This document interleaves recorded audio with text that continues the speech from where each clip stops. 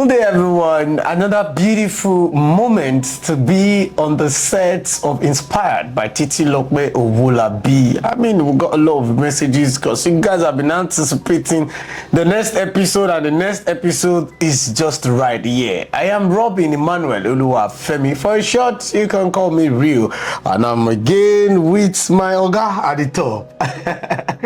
Little steps create big changes. My name is Titilope Owolabi. Welcome again to Inspired by Titilope Owolabi.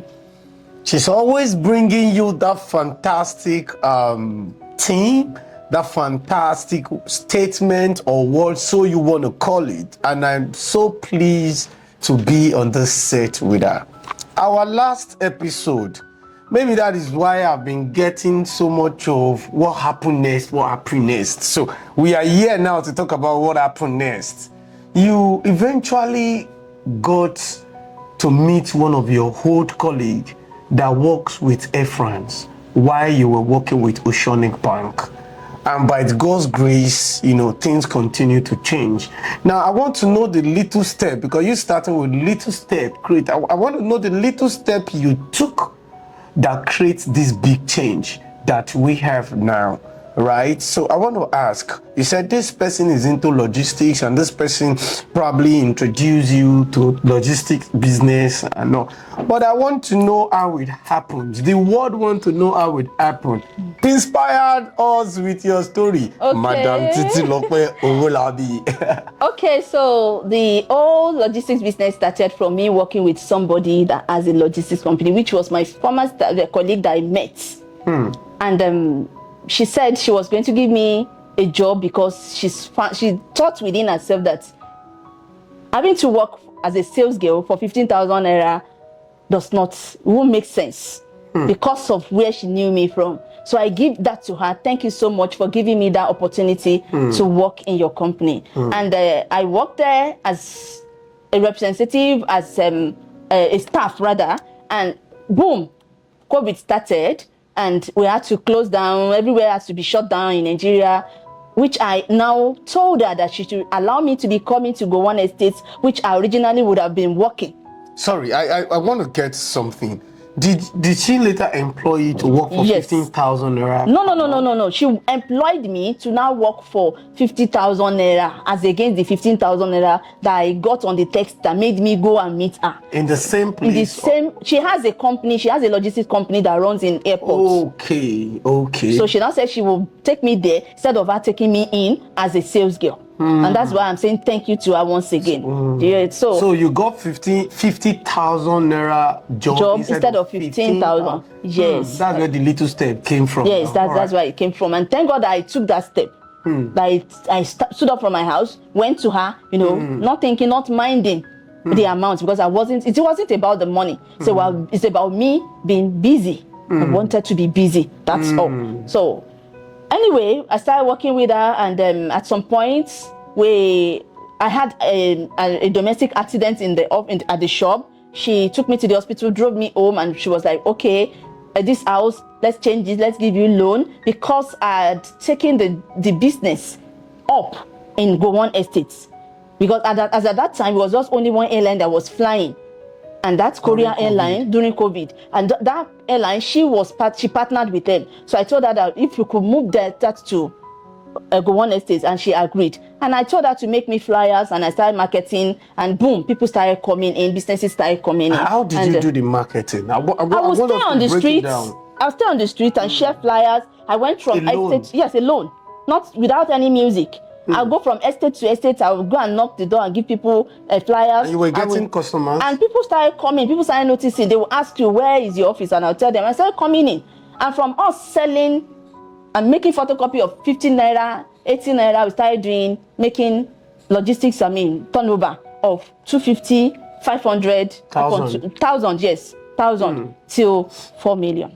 Wow. Yes. Eventually, she came up with, okay, she was going to be giving me commission, blah, blah. And I said, no problem, if we can put it into writing, but something she said she would stay to it. But why I had to leave was because I noticed this commission was not consistent, and I did not want to offend her.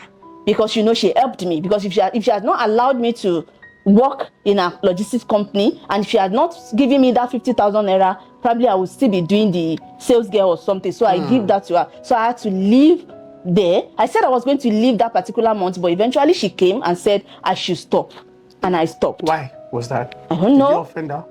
I went to her, I asked, she said some things, I begged her, and I knelt down. I had to, for my former colleague, though we were not in the same industry, but then she's my boss.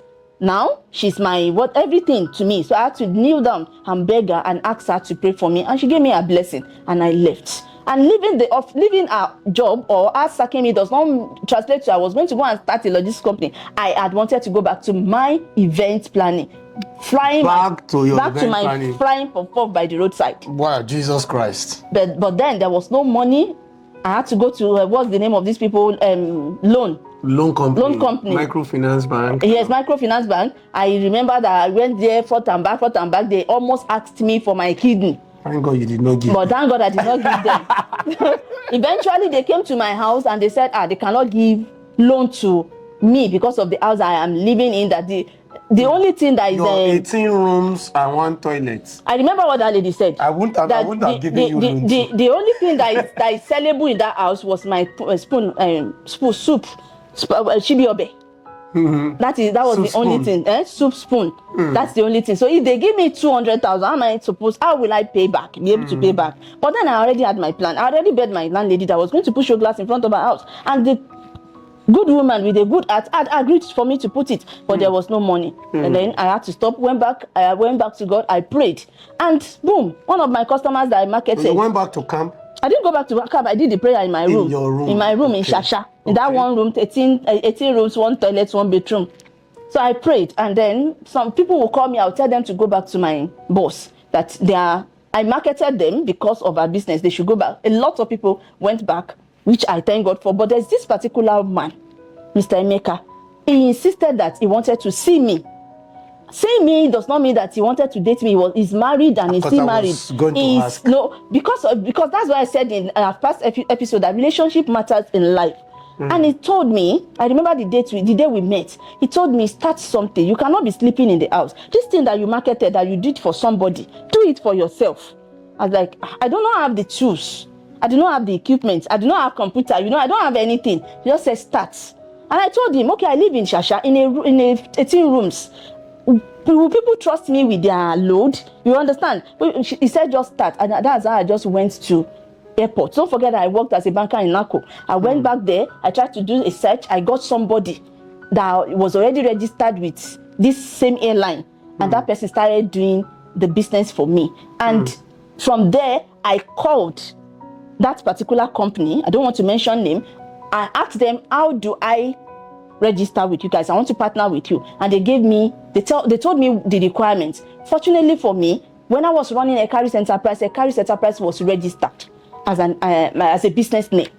I had team, I had certificates, everything they asked me, I have them, but on Enterprise. That was what I presented to them, and that was how my logistics business started. So your Ekaris logistics that you have now have been Ekaris Enterprise, yes. So all of those times when you were having your event, your snacks business, it was a registered business. Yes, it was. And then you see now, I just want to quickly point out something that amazed me, and I have to shape something for that thing to say.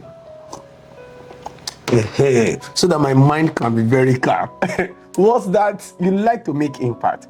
You remember in the past episode, you said you at a point you started having people that were learning academy. You had academy. I'm surprised because now I know Ekaris is not just Ekaris Logistics. It is Ekaris Group. Yes. Because you have Ekaris Logistics there, you have Ekaris Academy, yes. You have Sapphire Gem under it, and it's so amazing that you always want to pass your knowledge to people. Yeah. I mean, even if you had not done this video to inspire the people about your story, you are already inspiring people about what you do, right? So let's move on to our, inspired by Titilope.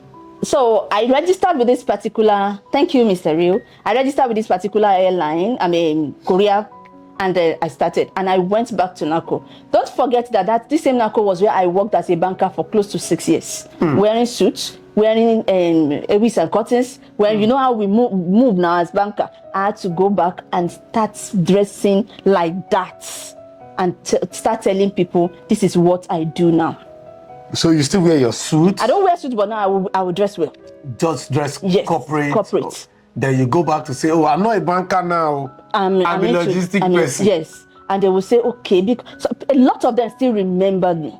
Good. And they will say, "Okay, let's do business with this girl. Let's try her." And this one will give me this one. This one will give me one, like that. But I was under the sun for almost 2 years. When you say under the sun, how? You don't have office? No office. You are just always outside looking for customers. Just the way, because, I've been to NACO and I see the way guys always say, wait till you want carry travel. Exactly. Was that what you were doing? Yes, that was what I was doing. So you beg strangers? Yes, strangers. Want to do this? And when they refuse, I tell myself, if I were to be in their shoes, I would have done the same thing. Because I don't know you. Why would I you? give you my load? Yes, exactly. But then people that got attracted to me came because if you ask them, they will tell me because of the way you dress. Another thing to pick. So if you are doing that job currently, or you are seeing this video, dress well. And another thing is honesty. Dress well and be honest. And be Not like go dress well, go maparo. You dress well. And today, Elkaris Enterprise turned to Elkaris Logistics. And Elkaris Logistics today is doing well by the grace of God. And we are into exports and imports. We are met with big people. We are meeting with individuals, and we are doing way better in the logistics business. That was how Elkaris Logistics started. One question I want to ask you, and it will shock you that I want to ask you. That guy that stole your money and carried your money, did you ever heard from him? No. Do you think by now he's seeing your progress and feel like, oh, he should have stayed? When the last time I heard about him, the last time I heard about him was when my parents invited me to Ife to meet with his parents. Parents, and they put me in the middle. It wasn't only parents and parents; it was landlord association versus me. But he didn't come. But one thing that his parents said that time was, what was I giving? What reason do I have to be giving a man money? Your savings. My savings. And I looked at them and I turned the question back to them. What reason did you have to give your son the money that made you were alakpata? What's the English of alakpata? Cow slaughter. Yeah. Now the man is not, I don't want to go there. Okay. Why did you give him that money? Okay, the mother of that boy now said, maybe am I chasing a man or something? That kind of talk that. Are you trying to buy the love? As in like me, buy love. And I said one statement that day. I said, well, everything that you guys said, I take responsibility and I'm taking the blame. But one thing I've prayed to God too, whenever Benga is going to come back, that's if he's going to come back, if I'm going to meet him, he will not meet me where he left me. Not like you cost him, but instead it was like a challenge for you. I am going to, in the midst of those elderly people in the landlord association, I am going to make sure that this my parent that I want to make proud. I will do everything in my power to make them proud, and that is what God is doing. Wow, fantastic, beautiful. I mean, if you were the one, I don't know the kind of course or prayers you would have prayed for Gbenga. She did not mention the name, but eventually she made, well, Gbenga, why always you people? Why always you people? I think, act according to your name, carry people, lift them up. Which one is doing the otherwise? But well, I mean, in the next episode, Madam Titilope Owolabi, I think we should now be talking about challenges and how you have been growing Elkaris Logistics till you now have Elkaris grow. But it was a fantastic one. Little steps creates big changes. I mean, that is what, keep that in mind. It was said by Titilope Owolabi in the episode 4 of Inspired by Titilope Owolabi. My name is Robin Emmanuel Oluwafemi. And my boss? Titilope Owolabi is my name. We'll see you in the next episode. Bye.